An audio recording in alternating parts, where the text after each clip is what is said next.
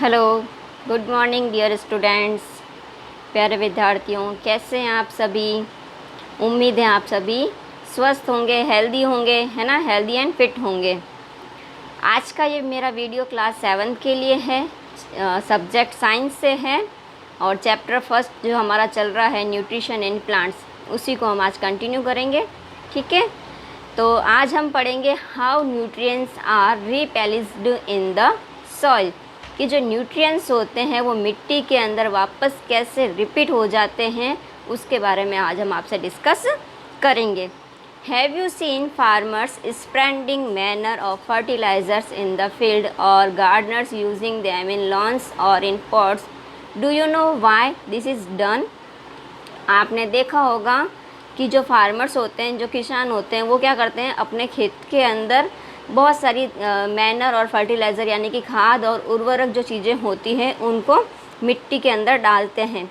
और आपने देखा होगा जो गार्डनर्स होता है, जो माली होता है, वो भी क्या करता है, अपने लॉन्स यानी कि बगीचे के अंदर और पॉट्स यानी गमलों के अंदर भी वो ऐसी चीज़ें डालता है जैसे कि मैनर है, ये सब।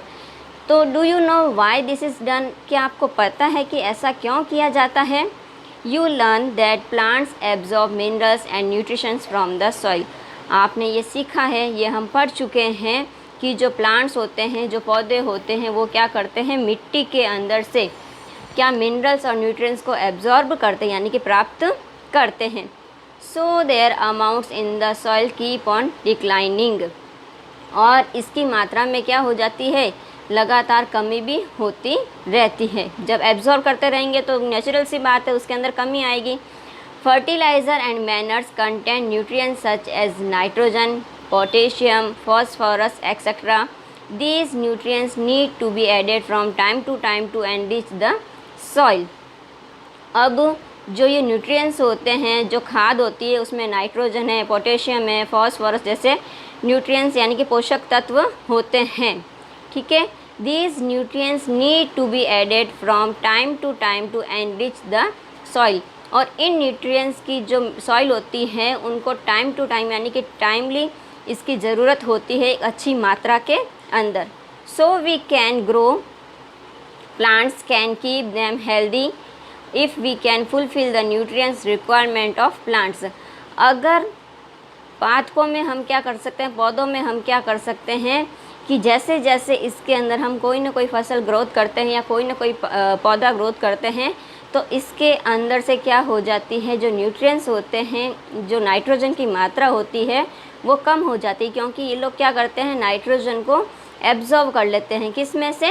सॉइल में से। ठीक है, usually crop plants absorb a lot of nitrogen and the soil becomes deficient in nitrogen. सामान्यतः आपको पता होगा जो crop plants absorb a lot of nitrogen and the soil become deficient in nitrogen. मिट्टी के अंदर से ये क्या करते हैं, नाइट्रोजन को ले लेते हैं। कौन? Plants. You learn that through nitrogen gas is available in plenty in the air. आपको पता है कि बहुत बड़ी मात्रा के अंदर नाइट्रोजन है हमारे वायुमंडल में, हमारी एयर के अंदर। ठीक है, plants can not use in the manner they can use carbon dioxide. लेकिन प्लांट्स इनका जैसे कार्बन डाइऑक्साइड का डायरेक्ट यूज़ करते हैं, वैसे वह नाइट्रोजन का यूज़ डायरेक्ट नहीं कर सकते हैं। They need nitrogen in a soluble form. उनको नाइट्रोजन की जो ज़रूरत होती है वो कौन से फॉर्म में होती है? सॉल्यूबल यानी कि घुले हुए फॉर्म में, यानी कि घुला हुआ होना चाहिए, लिक्विड फॉर्म होना चाहिए। The bacterium called rhizobium can take atmospheric nitrogen and convert it into a usable form. एक बैक्टीरिया होता है जिसका नाम राइजोबियम होता है, वो क्या करता है, नाइट्रोजन को कन्वर्ट कर देता है किसमें? सॉल्यूबल के अंदर। और फिर उसको जो मिट्टी के अंदर जो सॉल्यूबल हो जाता है तो फिर उसको प्लांट्स क्या कर लेते हैं, एब्जॉर्ब कर लेते हैं। So it often lives in the roots of gram, peas, moong, beans and other legumes and provides them with nitrogen. जैसे कि ये जो मैंने आपको बताए हैं, रूट्स ऑफ ग्राम है, पीज है, मूंग है, बीन्स है, लेग्यूमेंट्स हैं, ये सब क्या करते हैं, प्रोवाइड करवाते हैं किसको? नाइट्रोजन को।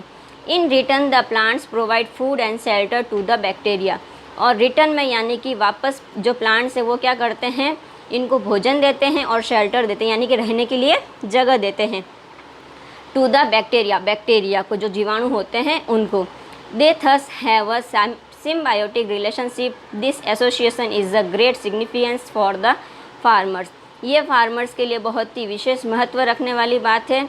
और this association is a great significance for the farmers, they can reduce the use of nitrogen fertiliser were legumes. क्या हम ये कह सकते हैं कि जो फर्टिलाइज़र्स और लेग्यूमेंट्स होते हैं ये क्या ज़्यादा नाइट्रोजन को ग्रहण करते हैं। इसी के साथ क्या होता है, ये हमारा चैप्टर कंप्लीट होता है। इस चैप्टर में हमने क्या पढ़ा था, प्लांट्स से रिलेटेड बातें पढ़ी थी कि प्लांट्स के अंदर न्यूट्रिशंस कैसे पहुंचते हैं। और इसकी जो एक्सरसाइज है वो मैं आपको PDF के रूप में सेंड कर दूंगी। Now thank you.